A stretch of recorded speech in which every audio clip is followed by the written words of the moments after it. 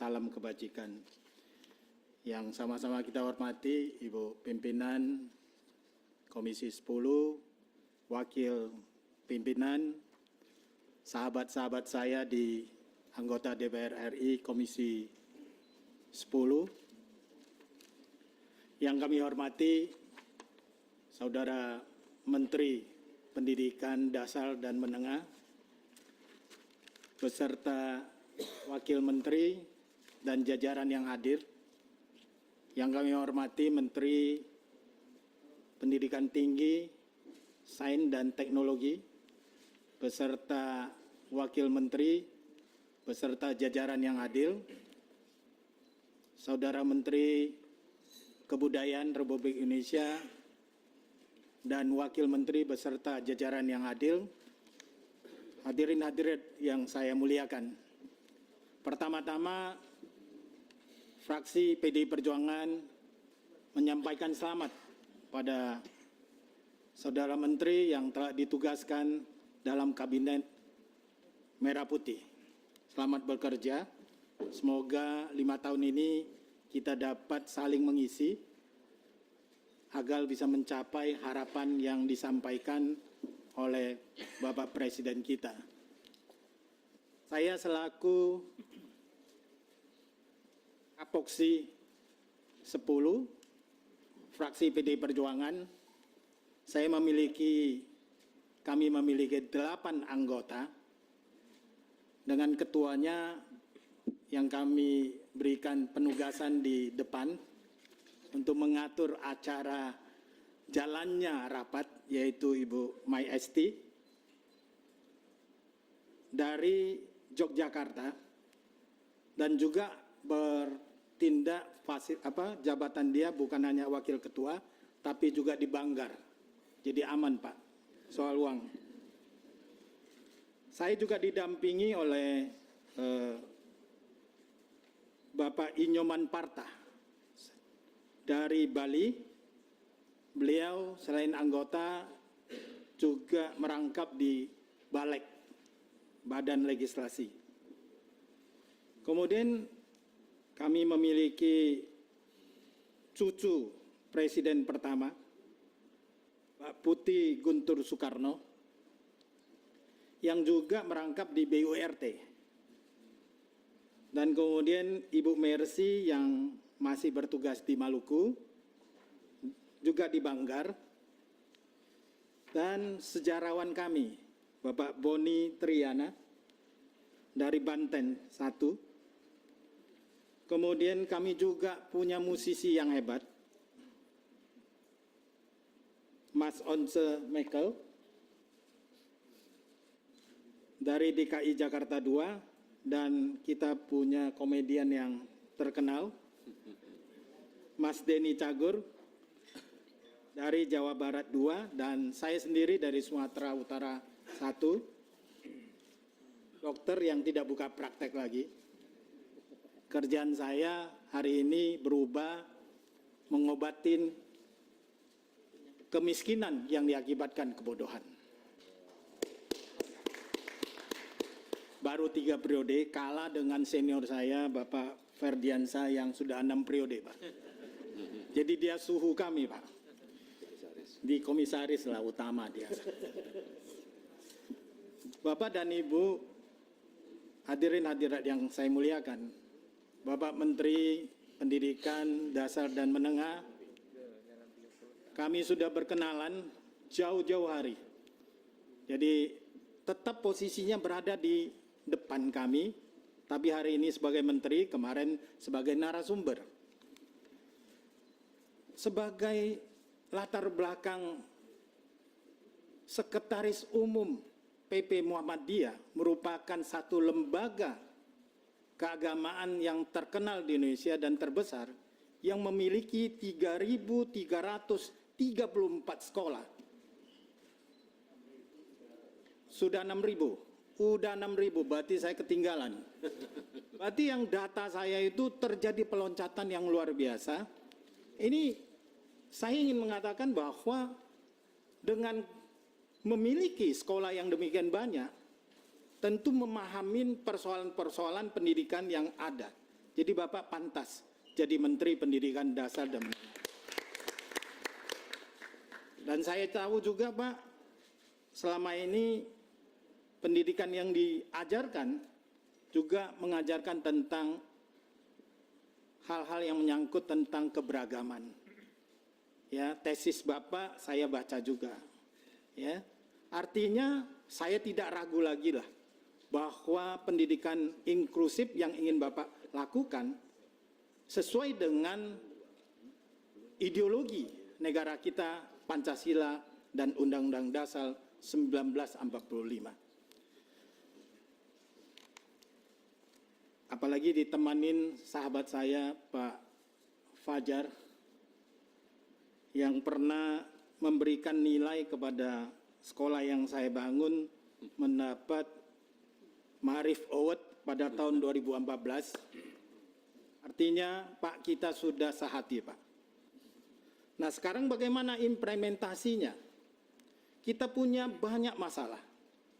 Ya, saya sendiri begitu baca, begitu Bapak terpilih, ditugaskan sebagai Menteri Pendidikan Dasar dan Menengah, itu muncul berbagai meme maupun di Facebook, di WhatsApp, di mana saja, yang seolah-olah Bapak adalah antitesis daripada Mas Nadiem Makarim. Semua yang dilakukan oleh Menteri yang lama itu akan dirubah, di-delete. Berbeda dengan Menteri Pendidikan Tinggi, Sains dan Tek, saya akan meneruskan apa yang baik. Tapi ternyata setelah saya mendengar langsung wawancara Bapak, ternyata Bapak bukan berpemikiran seperti itu.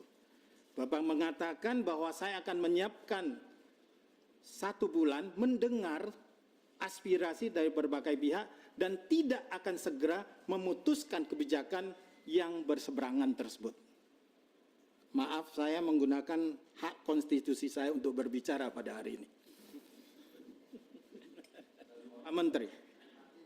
Pak Menteri, karena itu jangan muncul pameo setiap penggantian menteri adalah penggantian kebijakan maupun kurikulum. Hal-hal yang baik harus diteruskan. Nah karena itu Bapak dan Ibu sekalian, saya percaya bahwa perubahan itu penting. Kita jangan terus melakukan perubahan-perubahan kurikulum, itu akan mempengaruhi 3.328.000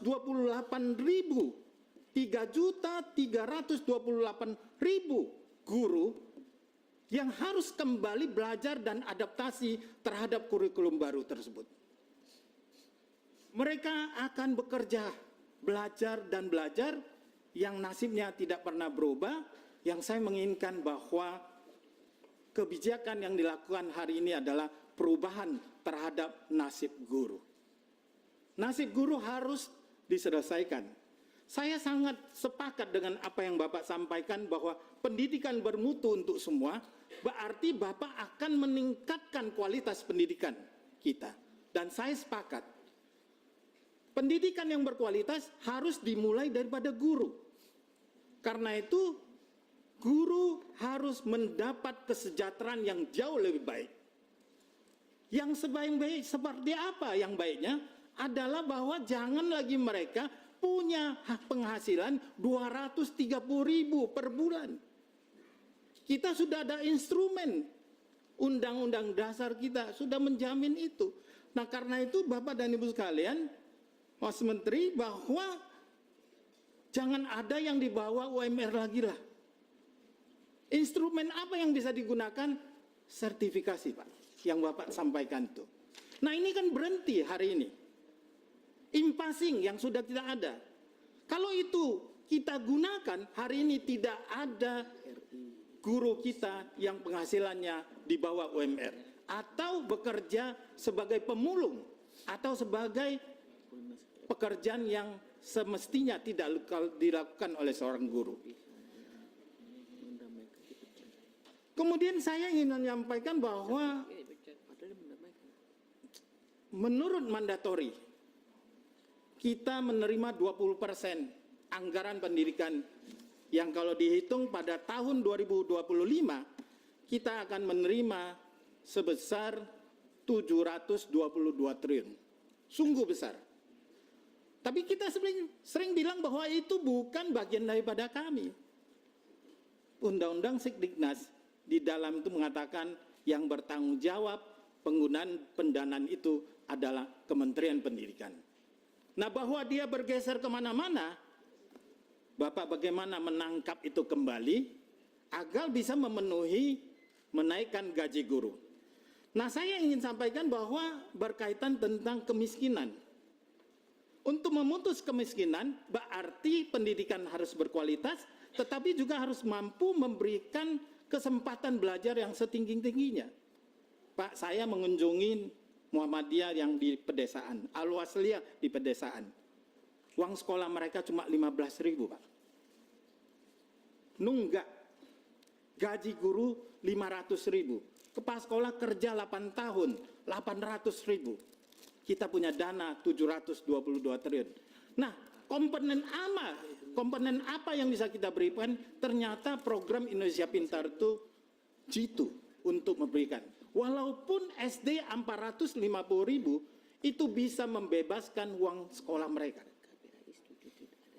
180.000 bayar masih sisa 270.000. Nah, karena itu saya ingin menggambarkan, Pak, bahwa hari ini tahun 2025 program Indonesia Pintar kita ada 17,9 juta. Ya, menyediakan dana 9,6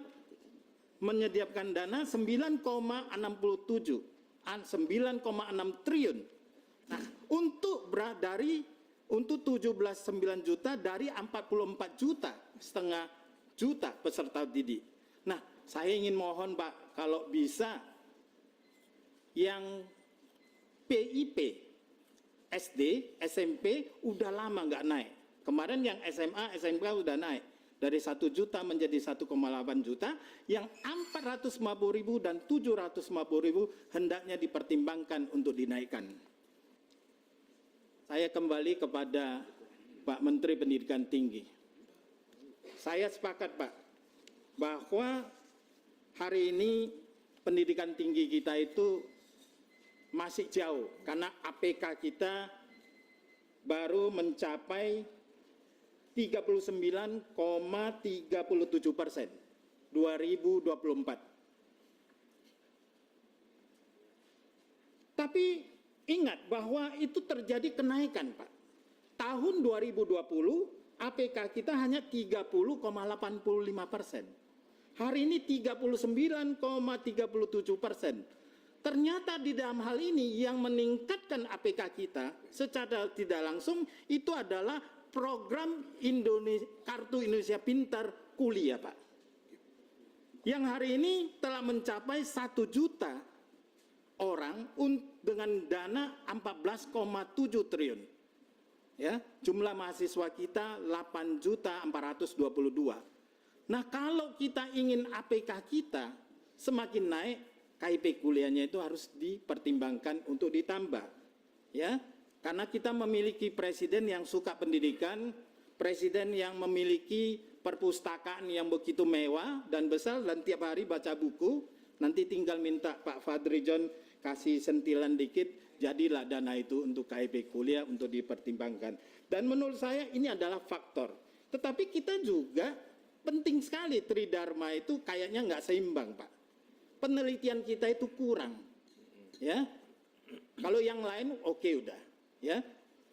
Dengan Profesor Stella yang kita import dari Tsinghua University, saya ingin menggambarkan bahwa guru besar kita hari ini cuma 2% dari 314.000 dosen. 2%. Malaysia guru besar kita itu sudah 5,65%. Artinya jiran kita itu jauh lebih hebat daripada kita. Padahal mereka dulu belajar daripada kita. Nah, berdasarkan itu, anggaran riset kita. Kemarin saya baca-baca BOPTN, Pak. Cuma 1,85 triliun. Vokasi 110 miliar. Mau jadi apa, Pak? Ya, kalau di BRIN 5,5 triliun, Pak.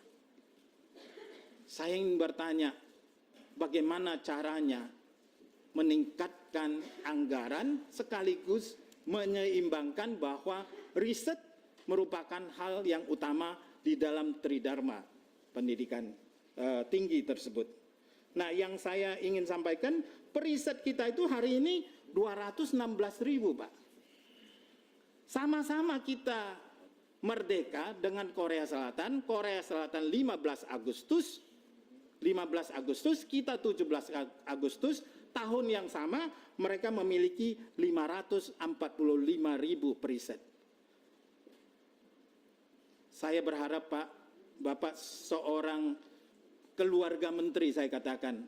Jadi waktu saya sekolah SMP kelas 2, Pak, bapaknya menteri pendidikan, Bapak Sumantri. Ya, sekarang 51 tahun kemudian Bapak berada di sini kembali. Selamat dan selamat berjuang untuk menuntaskan kemiskinan sesuai dengan asta-cita Kabinet Merah Putih yang keempat dari Pak Prabowo. Sekian dan terima kasih. Selamat berjuang. Merdeka. Merdeka.